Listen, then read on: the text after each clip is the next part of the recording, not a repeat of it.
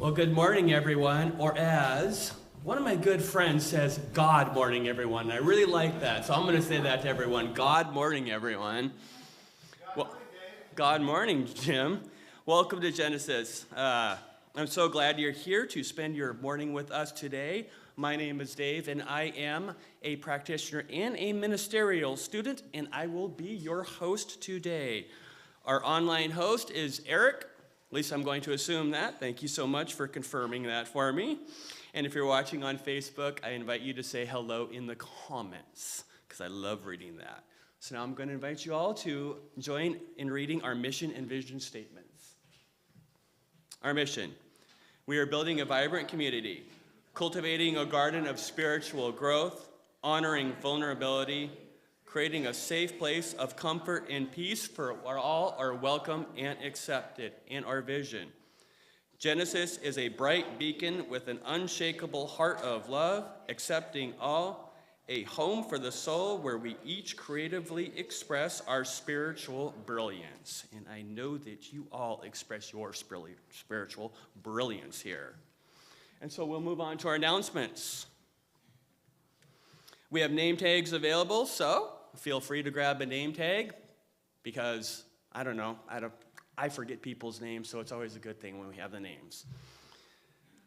We're looking for greeters for the door as part of our volunteer welcome team. Please see Cynthia if you're interested in signing up. My men's group is meeting tomorrow, so if you're interested in being part of the men's group, just reach out and see me or Jim Monson.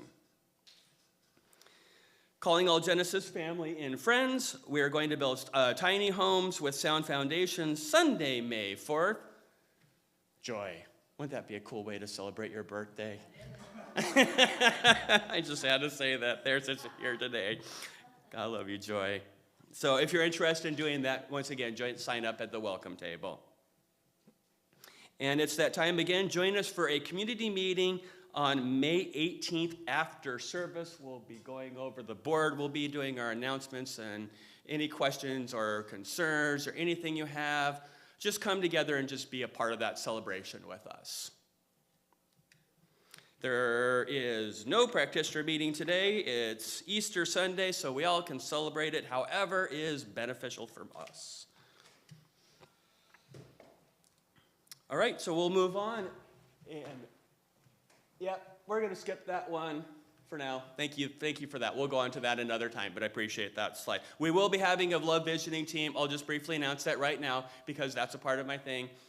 It's going to be starting on June 1st. We were going to start at May 1st, but it's going to be starting the first Thursday in June. That's just to give me, as I'm facilitating it, a little bit of time to prepare a little bit more so that I can be ready for it. I'm taking a lot of classes. I'm doing a lot of things right now, and I wanted to give myself a time to give you that extra special experience. So just to let you know that. But that will be happening the first weekend, or the first Thursday in June. And we'll have email. Cynthia is helping me out with that. Cynthia, I've got to give Cynthia a huge shout out. You've been just so fantastic at, being right with me in this and the whole way and supporting and being a part of the process. So thank you so much, Cynthia. I really, really appreciate that, all your help with that. Because it really honestly takes a village to make, all this stuff work. And so I really just appreciate all the support that we get around here. Okay. So we're going to go to a first-time guest here, and I'm not going to call anyone out there, but I will say that if you want, that if you want, we have connection cards. So if you have any information, you're a first-time guest here, just drop a connection cards, and we'll give you all the information about Genesis, and so you can get fully connected. We are a very loving, supportive, caring family here, and as a first-time person, you'll get to know that very, very quickly. And I'm looking at, but that's all right. I'm kind of calling you up, but not really calling you up, but that's okay. But we will do is our meet and greet, and we will get up, and we're all going to get up and love and hug on each other. If that's not something that you are comfortable with, we do namaste, or you can do a handshake. We all know what that means, and so that's totally fine. So let's get up and love and hugging each other and say hi to everyone.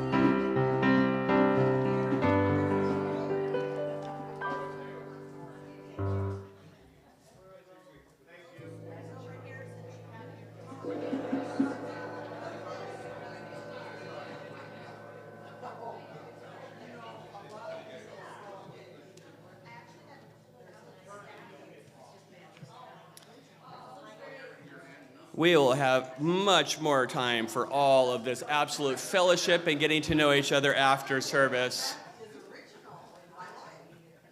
So I invite you all to just go ahead and take your seats again. And I'd really love to be able to thank every one of those in service today. First of all, I want to thank the setup and cleanup crew, Mike, Jim, Cynthia, and Eric. And I wanted to say a special thank you to Mike for coming in early today. We really, really appreciate, coming in and making that absolute extra effort. So thank you. Our morning greeter, we'll just call it Reverend James. Reverend James he always hugs and loves on us every morning. So I'm going to give a special thank you to Reverend James for being our greeter today. Projector and video, we got Mike and Eric. Our offering is Cynthia. If that changes, you can let me know. Sound tech, we have Jim. Online host is Eric. Our practitioner today will be me. So if you need any prayer or you just want to feel a little bit better about life, I can pray up the good stuff, too. Whatever you want. Our musician today is the talented ChristineEss, and our food I know I'm rushing through. We should be giving special claps to everyone today. And our food is provided by One Life. Nope. Who is it? Spiritual beings. Thank you for that. Did I not say that? I thought I heard beings. I thought, what? Not spiritual beings? I don't know. I said beings. It's beans? I feel like I'm on that movie, My Cousin Vizzy. My Cousin Vizzy, where the judge is like, two youths? And he's trying to understand them. Okay, fine. Spiritual beings. I like it. There we go. Awesome. All right. Well, I digress. Let's get back. And the perfect way to ground ourselves back into service with Breathe and Turn Within. ChristineEss.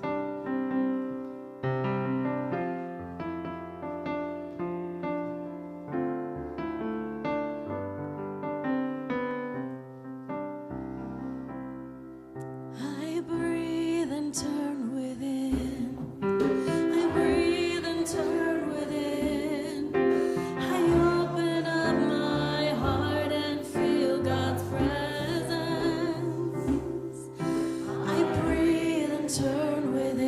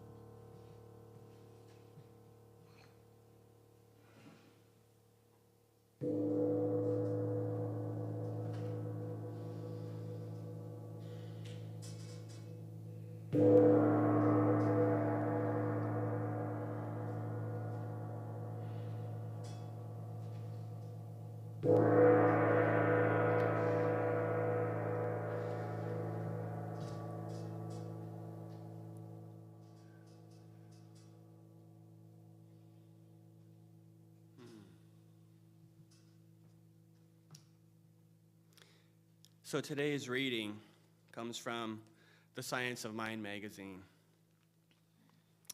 and it's called Renewed in Spirit. On this Easter Sunday, let us celebrate the eternal resurrection happening within us. Easter is not merely a historical event, but also a profound reminder of the transformative power of spirit. Just as the stone was rolled away from the tomb, revealing a new life, so too can we roll away the burdens of doubt, fear, and limitation. This day invites us to release the old and embrace the new, to recognize that the Christ consciousness, the universal truth of love, peace, and infinite possibility dwells within us, ever ready to be awakened. When we align with this truth, we become co-creators with the divine, giving rise to lives filled with joy, purpose, and abundance. As Ernest Holmes tells us, our consciousness of God within us is the resurrection we seek. No matter where you are in your journey, today is an opportunity to affirm life, to rise above perceived limitation, and to step boldly into the light of possibility. Let Easter be your moment of renewal, a sacred pause to remember the truth that the spirit within you is eternal, whole, and complete. Let today be a day of spiritual awakening and celebration. Happy Easter. Let us pray. So let us go within. And we recognize that divine presence. We recognize that divine power. We recognize that grace. We recognize that love. We recognize the infinite presence of who we are. And we know that we are one with that. We are a part of that wholeness that is expresses through each and every single one of us here today. And so today I realize that if there's any limitation, if there's any doubt, if there's any feeling of not enoughness, if there's anything holding you back from that absolute power and spirit that you are, I just realized that you can let it go and be reawakened. Let those layers of all those limitations that you may have put upon yourself over the years that said, I don't know, I can't do this. Let it go. Spirit is within you. That God is within you. That perfection is within you. And that perfection is whole. Rebirth to that. Be awakened to that. And let that be the light within you that this world so desperately needs. Because what this world desperately needs is you, that eternal you, that powerful you, that presence of God. So I just invite you to breathe that in. Breathe in that truth. Recognize that and realize that within your being.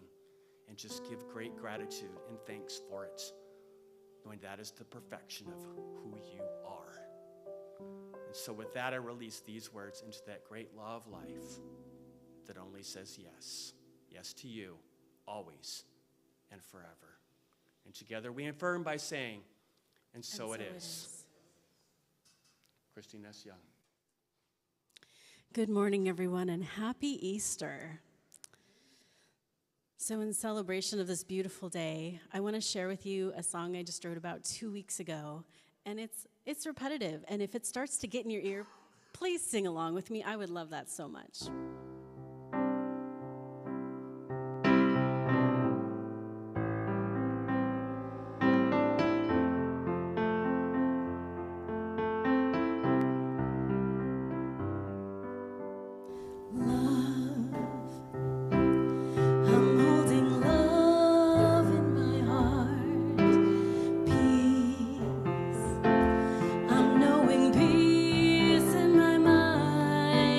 Joy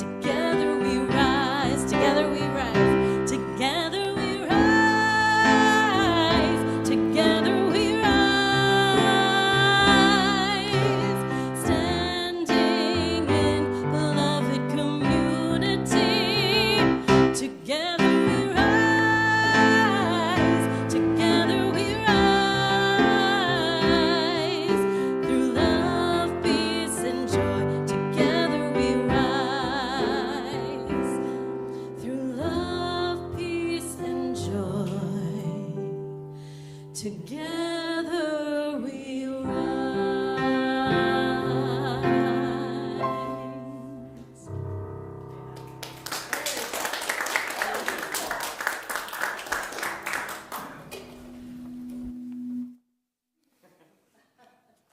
Thank you, ChristineEss. So happy Easter, everybody. So I want to talk a little bit. Last week we talked about Holy Week and how that got us to Easter. Jesus really didn't believe in living his life wrapped in bubble wrap. He was out there. In Palm Sunday, what he was doing, and riding into Jerusalem triumphant on a donkey at the same time as the new governor of Judea was riding in the other side of town on a big charger with shining armor and an honor patrol of soldiers. Jesus rode in a donkey and had people, but there were still hundreds of people waving palms, saying, "Hosanna, Hosanna." Jesus was bringing the message of a God of love, whereas before the Romans were delivering the message of an empire of strength, an empire of you have to give us something before we'll give you back anything, an empire of quid pro quo and toadying up to the big man. And this was what the Roman Empire was. Jesus was not up to that. That's why he knocked over the table with the money changers. They were cheating the people, and there was no need for that. They're not in a religion of love. He saw the religion of Judaism. He saw a God of love around us, surrounding us, interpenetrating us wherever we are. And then, of course, when you poke the bear in the eye, sometimes the bear pokes back. In his case, he ended up getting crucified on Friday, and then his body was brought into a grave that was a cavern for Saturday, and he was resurrected on Sunday and brought back the message. They say the Gospels say there were thousands of eyewitnesses to him during his resurrection time, which will sort of help energize a religion of love, knowing that even death can't stop the love. It's interesting, thinking about Saturday, because it was a tradition with lots of Christian churches in the early days, but the Episcopal Church still goes on for the harrowing of hell. And so what was Jesus doing on Saturday? Well, in the Gospel of Matthew, it says that when he died, there was an earthquake and a smell of sulfur. And so they take this as the evidence that he went down to hell. I should tell you, nobody knows what happened 2,000 years ago. But this is a story that people have been using for spiritual growth for 2,000 years. The story of Jesus in hell. Because we all, in CSL, we believe that hell is created in our own mind. Hell is something we create for ourselves. It's limitations. It's part of the limitations of the world. Other people actually can create hell for us, but we have to acquiesce. No matter how dark it is, we can always find spirit. And this is what happened to the people who were in the underworld. Was one day Jesus showed up. One day there was spirit. And I imagine that Renaissance artists love this. There are so many pictures of Jesus with demons. And freeing people, unlocking the doors of Hades. I imagine him like Oprah when she was giving away cars, saying, "You go to heaven, you go to heaven, you go to heaven. Who wants to go to heaven? Everyone goes to heaven." According to the Episcopal story, what happened then was Satan actually went up to heaven and said to God, "Look, nobody's going to be here anymore if he stays down here. I'm going to be in charge of an empty kingdom." So God said, "Well, okay, let's resurrect him." And so he resurrected. So anyway, it's sort of a fun story. But it's, the metaphysical lesson is that no matter what our circumstances are, we don't have to consider ourselves crushed by them, limited by them. We can always do something to make things better. I talk about moving from a world of limitation to a thriving mind. Our thriving mind is always living in thoughts of love as thoughts of unity, while our survival mind is making sure that we live to tell about it. That when Jill Bolte Taylor had her stroke of insight, she actually lost the use of the logical side of her mind, and so she lived in just the creative side, just in unity with all people, in oceans of love, while she learned how to speak. But she was highly motivated to learn how to speak and how to write and how to get her logical brain online because she wanted to tell people. She said, we are like this all the time. Half of our brain exists in a world of pure love and unity with all things and people and beings. And so this, I think, is what Jesus was saying, is no matter how bad the situation is, if you're like, oh no, they just closed the gates of hell behind me, look around, maybe Jesus is there. No, look, no, well, Jesus in us. The language of Christianity, the language of religions can separate us. And I think typically, at least when my fundamentalist relatives talk about, I know Jesus, I can feel Jesus. I think that's the same thing we feel when we feel spirit in us. We feel presence in us. It seems to me that they're feeling that presence, and they have a different name for it. Because, it's our interface.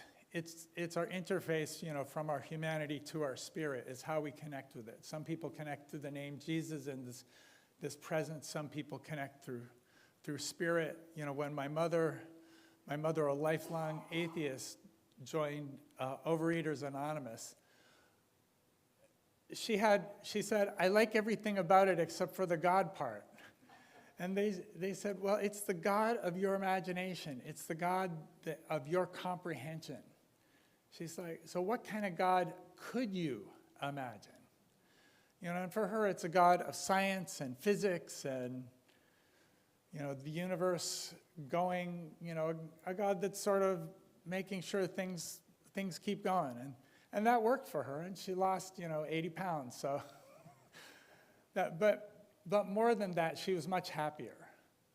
This was the difference when she moved from being somebody who looked just to science and felt like she was sort of alone against the world, when she moved to having a supportive community and knowing that the universe was behind her, the universe was looking out for her.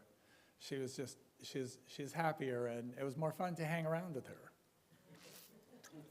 She was actually fun the other way too, but lots of sarcastic jokes and teasing, which I didn't quite get. So I want to talk a little bit about Easter. These daffodils, which Mike reminded me to bring last week, they were planted by Christy and my grandkids. They're from my front yard. They've been blooming, and daffodils are perfect for Easter Day. It's a celebration. It's a celebration of renewal. It's a celebration of life. They started celebrating Easter not long after, really the next year after Jesus' resurrection. This was an early Christian tradition. And in the Council of Nicaea in 325, they set the date for celebrating Easter. It's always in the spring. Before Easter comes Lent, which is 40 days of some kind of fasting. And in England, the fasting involved just not eating meat. So there'd be no animal products would be eaten during the 40 days before Easter. But they had hens, and the hens kept laying eggs. So they had all these eggs. So by the 600s, what they decided, and Easter, this is the earliest recollection we have of eggs on Easter, is they had all these eggs that they hadn't been able to eat, for 40 days, saving up. So they hard-boiled them, and they had feasts of eggs on Easter. So this is, And of course, eggs represent not only coming out of the fast and being able to celebrate, but also that it's life. Life bursts forth from eggs. This is the seed, and then we bloom, we resurrect. In Germany in the 1600s, they would color Easter eggs, and they put them in the grass. And children would go and look for the eggs to pick up. And then it was in the 1800s in Germany that they first started using Easter bunnies, chocolate bunnies. And it's nice too. They brought the chocolate bunnies. They tried to bring the chocolate bunnies to America in the 1800s, but nobody was interested. It wasn't until 1900 chocolate bunnies were popular. And I think that's because of copyright violation. Beatrix Potter wrote Peter Rabbit, and she copyrighted it in England, but they made unauthorized copies of it in America before she could get her copyright going. And so Peter Rabbit was everywhere there. And you've even heard the song, "Here comes Peter Cottontail, hopping down the Easter trail, hippity hoppity, Easter's on its way." So that sort of encouraged bunnies. And then the bunnies, in World War II, they made the bunnies hollow instead of solid chocolate in order to get more bunnies out of the same amount of chocolate. And then when World War II was over, really, why fill in the bunnies? The parents are like, my kids are getting enough candy as it is. Let's keep up with the hollow bunnies. So that's really sort of, the Easter celebration has got all kinds of ways, and it's developed over time. It started off with just the resurrection, and then they brought in eggs, and eggs are another way to talk about giving birth. And then bunnies are so prolific, and you see them, at least they're all over my neighborhood these days. I actually have to, they keep me busy repairing my fence to keep them away from the vegetable garden. In Farmer McGregor is the farmer who the bunnies are stealing the food from, and my ancestor is McGregor, so I am actually a modern-day Farmer McGregor. I'm trying to train my 6.5-pound dog to keep the bunnies away from the vegetable garden. But in fact, she wants to go in the vegetable garden herself. I have to keep her fenced away from it. So Farmer McGregor, I'm sort of a semi-successful Farmer McGregor. Or maybe just like in the book, he never could keep those bunnies out of his garden. So that's my life too. So this is Easter.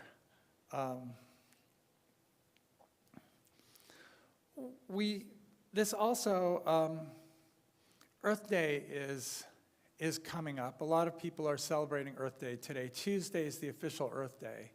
It's always on April 22nd, regardless of what day of the week. Tuesday is Earth Day.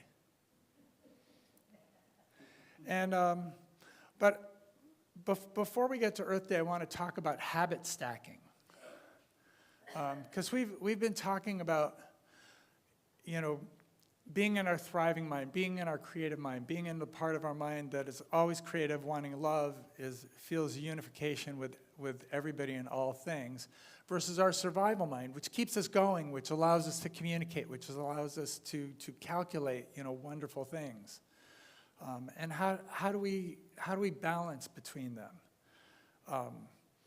And really, when we don't balance, we tend to, except maybe if you live on an ashram or something, we tend to lean to the survival mind and spend more and more of our time calculating and telling ourselves stories.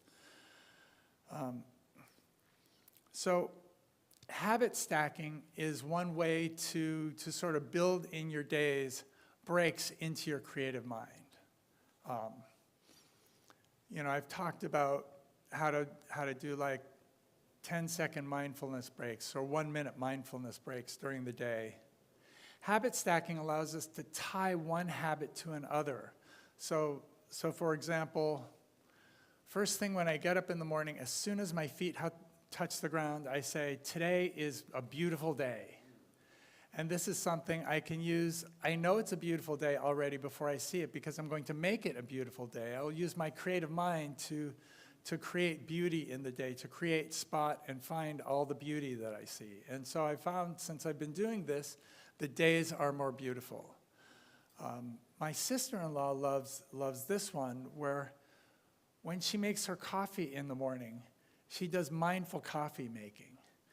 And so she moves her awareness to her heart, she follows her breath, she feels the presence of spirit as she goes through the motions of coffee making. And that way, she's made it so it's a habit. So every time she makes her hot coffee, she automatically moves into mindfulness and spirit. And then she holds her coffee. And as she feels it warming her hands, she does like a little 1-minute meditation while the coffee cools off and she cools her presence. So there are other things you can use for connecting stacking habits. It was created by B.J. Fogg, who's a Stanford professor, as part of his Tiny Habits program. Although it's also popularized by James Clear, who wrote Atomic Habits, who took B.J. Fogg's technique and added it into his. Clear is a much better promoter than B.J. Fogg. He's got a better name. Like, that's Clear versus seems foggy. Foggy's book is actually very good. What he recommends when you're looking for habits to anchor is that you look for what the anchor is. Like, what is a habit? What's something you do every day? And like making coffee or having dinner. You know, one of the things he suggests when you have dinner is you think of one thing you're grateful for when you're eating dinner. Or when you go to bed, you know, if you're in a relationship, you kiss your spouse, you kiss your partner when you're in bed. And that's just something that, if it becomes automatic, it's a nice ritual. It's a nice way to habitually move yourself into these. And you can move them into habit chains as they get bigger and bigger. It doesn't even have to be that. You could just have something sort of safety-minded. Like whenever I go on a hike, I remember before I leave for the hike, while I'm still in the parking lot and I have cell service, to text someone I know where I'm hiking and when I expect to be back. And that way, if you aren't back, I don't know how many of you saw that show, 127 Hours, that movie. Boy, he spent a lot of that 127 hours wishing he'd told anyone where he went. For the rest of you, it's about somebody who got stuck when he was hiking. And if anyone had been there, they could have rescued him, but he had to rescue himself because he hadn't told anybody where he'd be. I'm sorry? He blew off his mother. His mother called him right before. He spent 127 hours regretting that. So so this is something we can make into a habit if this is, so habit stacking's a powerful tool. And last week we talked about trajectory. You know, when we talk about being happy in our lives or having our lives be successful, what's less important is how successful we are now than our trajectory. Like if you're a millionaire now, but you're spending money way faster than you're earning it, you're not on a good trajectory. You're on a trajectory towards being broke. And if you're broke, but you're earning more money than you spend, then you are on a trajectory towards success. So habit stacking is a way to improve your trajectory, is to make your trajectory go in the right way. And doing it in a way that's really easy for us because it's natural. We all have habits that we follow all the time. And so we stack them. Let's say our affirmation together twice right now, because this is where we are. I cultivate holistic growth, welcoming interconnected solutions that nourish my well-being. I cultivate holistic growth, welcoming interconnected solutions that nourish my well-being. So, that's because Earth Day, I've been reading Bill Gates's book and materials about what he sees as a way to help us combat climate change. You know, when you look at, because it can seem like an insurmountable problem, and it can seem like nobody's going to work together, and how can this ever work? And what we have to realize is that we can work together, we are working together, we're working individually and together on it. And while there are people who loudly rail against it, you know, in the end, I think saving the earth is going to be an achievable goal for us humans. So when we look at so the first example I want to give is the ozone layer. In 1987, the world's worst problem was holes in the ozone layer. And I've read about, I haven't been to a place where there were big holes in the ozone layer, but I've read about places. There's a place in Patagonia, southern Argentina, where they still have a hole in the ozone layer. And it's bad enough that the weather report always includes an ozone report, like how much ozone's getting through. And if the ozone is too bad, the sheep can't be in the field because they'll get sunburned through their wool. So you have to bring the sheep undercover into the barn, and they have to stay there until the ozone is better or the sun sets. Maybe they're vampire sheep as well. Stay out at night. But the people do the same too. They have to wear hats all the time, and they never get to wear short sleeves except after dark. So in 1987, they came up with the Montreal Protocol. You know, over 100 nations came together because they found the problem that was causing the hole in the ozone layer was chlorofluorocarbons. And if you recall, anyone who was around back then may recall there were people saying, no, it's not happening, and other people saying it's a government plot to steal our chlorofluorocarbons. You know, we got to stop this. But in fact, it succeeded. You know, it didn't take long before all the manufacturers of chlorofluorocarbons stopped making them.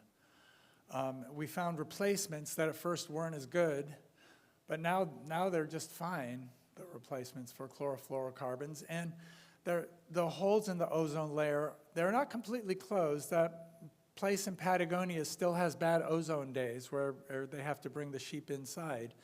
But it used to be they spent, you know, a lot of their time inside, and now it's only like the odd day or week that they have to keep the sheep inside. So it's a big improvement. But yeah, 1987, so that's 18 years? No, that's 25, that's 38 years. Anyway, it's a lot of years, 38 years since 1987. I know, so long. But it's still working. You know, the people are going on with it. So here in short is the at least one outline of a climate change action plan. If you look at first, 33% of the global greenhouse gases are caused by generating electricity. But as we know, there are more and more ways, you know, even Texas has, it generates enormous, I think it gets about half its electricity from wind and solar power. So we're getting more, we're building it up. You know, China is creating huge amounts of solar energy, solar panels, and if with tariffs they can't sell it to the US, maybe there'll be more of a market for it in India and Africa, and those guys won't have to build, you know, they'll get the technology sooner. But the technology is advancing by leaps and bounds for generating electricity using clean energy. What we really need that would help us, besides more of the same and the immense improvements we've seen, is a better electric grid. You know, a grid that allows us to transfer It'd be nice if our deserts in Southern California could easily send all the solar energy up here. Well, of course, we get our wind power from Ellensburg. Thank you, Ellensburg. And then, there's other kinds of clean energy. But in essence, we're moving forward, and in 38 years, we will be amazed at how much progress we've made since today. Transportation is responsible for 28% of global greenhouse gases, or American greenhouse gases, but transportation, electric cars are getting better and better, and if we have green electricity, that'll help too. Cooling and heating buildings is responsible for 15% of global greenhouse gases, and as we move, if we have clean electricity, we can use heat pumps, and we can also make our buildings efficient. There are things we can do ourselves to use less energy in that. Building things is 11%. Concrete actually has been a big source of greenhouse gases, but they've invented kinds of concrete which don't use greenhouse gases, and so as we move to using those in India and China especially, because they use a lot of concrete, they're really moving actively towards the non-climate change concrete. Especially India is very sensitive to climate change because it's affecting them way more than it is us. The last thing is growing food, which is 11% of greenhouse gases, and we can be sensible about our food. We cannot waste food. If we get organic food does not contribute greenhouse gases as much as food with petrochemical fertilizer. But as we diminish, it's only 11%. As we diminish the greenhouse gases, then things get better. So this is a way people are working together, sort of independently and together, to create a world where climate change, it won't be not a problem by next year. It's going to be like the ozone layer. We're going to worry about it. It's not going to be completely fixed, I think, even 38 years from now. But we're in the right trajectory. We're stacking habits. We're making our electricity generation better, and then we're improving our power grid, and then we're making our cars better, and our homes better, and our food better. And all these trajectories help us take care of the planet. And so, we can do this. We may find ourselves in a hellish state, but we know that Spirit is with us. Spirit has the power of innovation. We have the power of habits stacking to bring more Spirit into our lives. Let's say once again, let's say this together twice again. I cultivate holistic growth, welcoming interconnected solutions that nourish my well-being. I cultivate holistic growth, welcoming interconnected solutions that nourish my well-being. So as you celebrate Easter, remember the resurrection. Enjoy the flowers and the bunnies. Thank you, Germans, for bringing us bunnies. Thank you, World War II, for bringing us hollow bunnies. And unless you like the solid ones better, they still sell those in Europe. And we appreciate the eggs and the bunnies, all the little creatures. We see the world reborn again. We see life moving together and working together. We see resurrection coming, and we know that, we can always look at our lives and we can add a little more joy. We can take our judgment of ourselves, and we can take that judgment and figure out, how do we innovate? How do we make sure that today is a beautiful day? How do we make sure that today is a connected day? How do we bring more connection into our lives, bring more love in our lives? Are we, this is the kind of world we can create. It's interesting, just, we're always looking, everybody's looking for love, but it turns out that if the way to get love, you're actually happier when you're loving other people or loving the world or being compassionate towards others than having other people love you. It's not I never want to complain about people loving me. It's the most wonderful thing in the world. But the nice thing about loving is not only is it more powerful, you're in complete control over it. You're able to love, I can love my cup and my teaching symbol, love my beautiful church. And then as we love, we will, as we sow, so shall we reap, and we'll find ourselves in a world of love. So one more time, I cultivate holistic growth, welcoming interconnected solutions that nourish my well-being. So thank you, and happy Easter. Enjoy Easter. We're going to talk now about prayers. There should be a yellow prayer card near you, and on one side, it has my prayer demonstration. And if you know about any time there's been a prayer in the world that has come true, it's good to write that down. Some prayer, sometime you wished for something and it happened. Because that tells your brain, that provides evidence to your brain of the power of prayers. And then when you write your actual prayer request, where you can pray for yourself or for the world or for anybody, it can be a prayer of gratitude or a prayer of a prayer of desire. That prayer will have that much more power. Plus, each prayer card goes to a practitioner who prays on it all week. And so you've got the extra practitioner power as well as your prayer power and your demonstration power. So these prayers are moving mountains.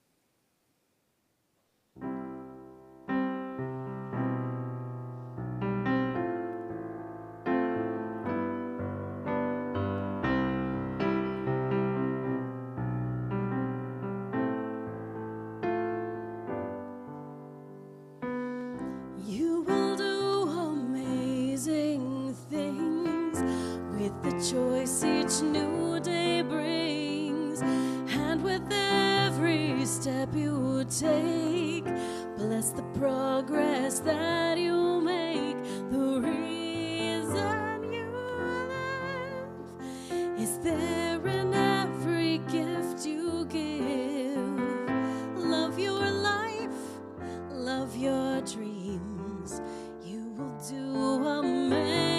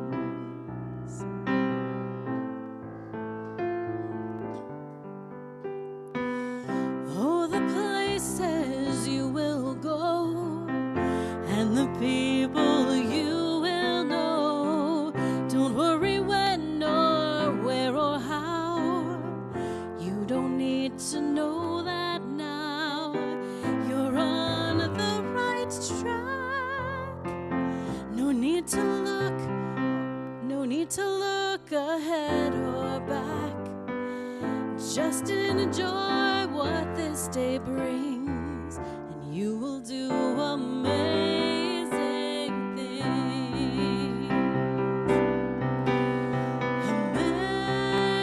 Amazing, amazing. You will do amazing things. Amazing, amazing. You will do amazing things. You don't have to work it out. Just stay in the here and now. Let your mind rest for a little while. Sometimes the deepest answers come when you're out there having fun. So close your eyes and take a breath and smile. Amazing, amazing. You will do amazing things.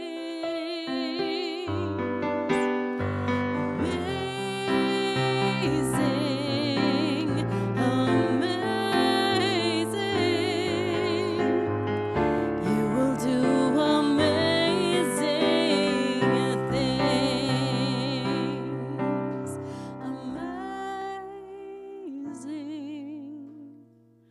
Amazing, amazing. You will do amazing things.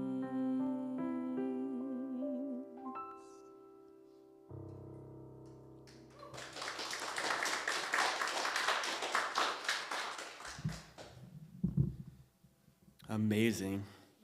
That was perfect. ChristineEss, you are amazing. We are so very blessed to have you. So now is that time we get to do our spiritual practice of circulation.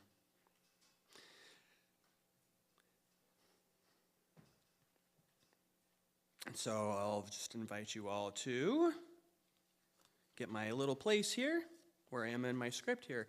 Genesis is a community dedicated to love, inspiring harmony, and creating connections to empower spiritual growth. And we love you are here to share in that with us. This is an invitation to participate in that great love circulation, to connect with abundance and generosity. Your participation makes this all possible, and we truly appreciate your support. So let us take a moment to craft our financial gift.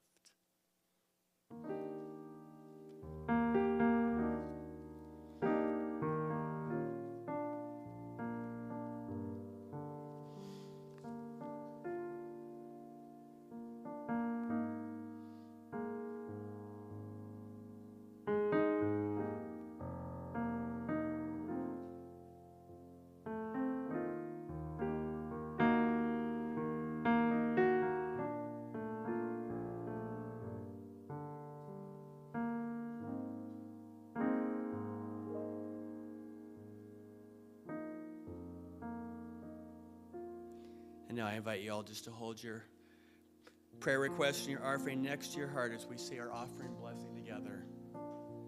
Divine love, through me, blesses and multiplies all that I am, all that I have, all that I give, and all that I receive, and I am thankful.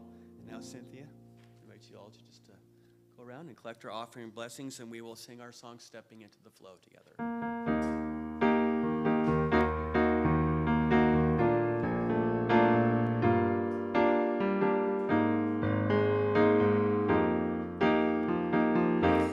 Stepping in, stepping into the flow, giving and receiving, blessing that I know I'm a part of something bigger than of all